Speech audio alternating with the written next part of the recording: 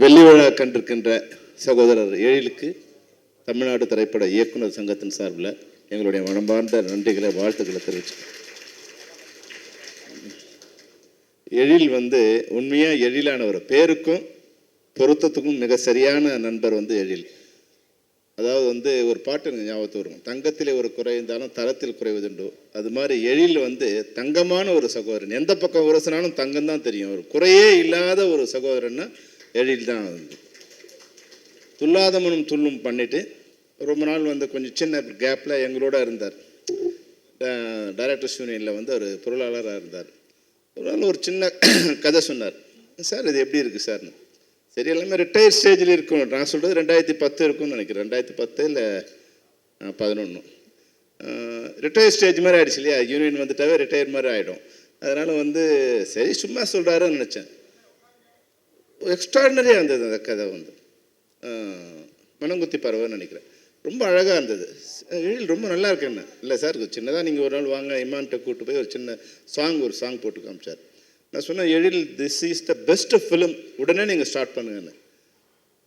எப்படின்னா துல்லாத மனம் துள்ளும் படம்லாம் நான் தீபாவளியோ துல்லாத மனம் துள்ளும் இது மாதிரி படம் பிரம்மாண்டமான படங்களை பார்த்துட்டு இது சொல்லி 45வது நாளில் அந்த படத்தோட ஃபர்ஸ்ட் காப்பி ரெடியாக இருக்குது சார், நீங்கள் பாருங்கன்னு சொன்னார். நான் படம் பார்க்கல, ஆனால் படம் ரிலீஸ் ஆகி நான் ஒரு வாரம் கழிச்சு தியேட்டருக்கு போகிறேன். மிகப்பெரிய வெற்றி அடைஞ்சிருக்கு. அப்போ நான் சொன்னேன், எழில் நீங்கள் கண்டினியூஸாக இதே ஜேர்னலில் நீங்கள் படத்தை ஸ்டார்ட் பண்ணுங்க அப்படின்னு. கண்டினியூஸாக எழில் அது போன்ற படங்களே பண்ணும்போது எனக்கு ஒரு சந்தோஷம்னா, நம்ம கூட இருக்கிற சக இயக்குனர்கள் மறுபடியும் வெற்றியை தொடும்போது நம்ம கூட சொல்லிக்கலாம் இல்லையா, நாங்களும் வெற்றியை நோக்கி வந்துக்கிட்டு இருக்கோம், இல்லை நாங்களும் மறுபடியும் படம் பண்ணுவோம் அப்படிங்கிற மாதிரியான ஒரு நம்பிக்கையை கொடுத்தவர் கூட எழில். எழில் சார் எப்படின்னா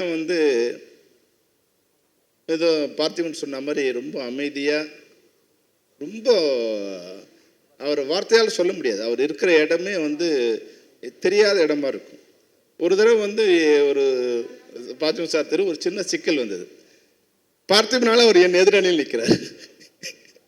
ஆனாலும் கூட எதிரணியில் சந்தர்ப்பவசத்தால் நிற்கிற ஒரு சூழ்நிலை வந்தால் கூட அந்த நட்புக்காக என்னெல்லாம் செய்ய முடியுமோ அவள் யார் எதிர்த்தாலும் யார் ஆதரித்தாலும் அதை பற்றி பெறும் அந்த உண்மைக்கு எடுத்துக்காட்டாக அந்த உண்மையான மேடையில் உண்மையான மனிதனாக நிற்கும்போது எழிலை பார்க்கும்போது எனக்கு ரொம்ப சந்தோஷமாக இருந்தது. இன்றைக்கி இந்த மேடையில் நிற்கும்போது நான் கேட்டேன், அதுக்குள்ளே 25 வருஷம் ஆகிடுச்சா எழில்னு. பார்த்திபன் சொன்ன மாதிரி தான், பக்கத்தில் இருக்கிறவருக்கு நம்ம வயசு தெரியல, நம்ம குழந்தைங்களை பார்த்தா தான் நமக்கு வயசானது தெரியுது. அது மாதிரி வெள்ளி விழா படங்களை கொண்டாடலாம். வெள்ளி விழா ஆண்டு கொண்டாடும் போது அடடா எழில் இவ்வளோ வயசாகிடுச்சா, இவ்வளோ நாள் ஆகிடுச்சா அவங்களுக்குன்னு. ஆனால் அந்த படம் இப்போ எடுத்திருக்க படம் என்கிட்ட ஒரு சின்ன ஷோ காமிச்சார், சின்ன ஷோ ரீல் மாதிரி காமிச்சார்.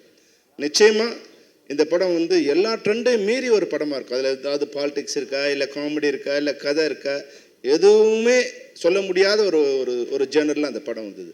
நான் கேட்டேன் எழில் சார், எப்படி எழில் இதை எப்படி யோசிச்ச நீ? ஒரு ஜேர்னர்லேருந்து இன்னொரு ஜேர்னர் போகிறது ரொம்ப கஷ்டமாக இருக்கும் இப்போ ஆனால் காமெடி மாதிரி இருக்கிற சின்ன ஒரு பாலிடிக்ஸை வச்சு அரசியலே காமெடியாக அதில் சித்தரித்து யார் மனசும் நோக்காம, அதாவது பார்க்கும்போது எல்லாம் சிரிப்பாங்க, ஆனால் அவங்கள தான் சொல்கிறேன்னு அவங்களுக்கு தெரியாது. அது மாதிரி அந்த படத்தில் எல்லாரையுமே சொல்கிற மாதிரி இருக்கு.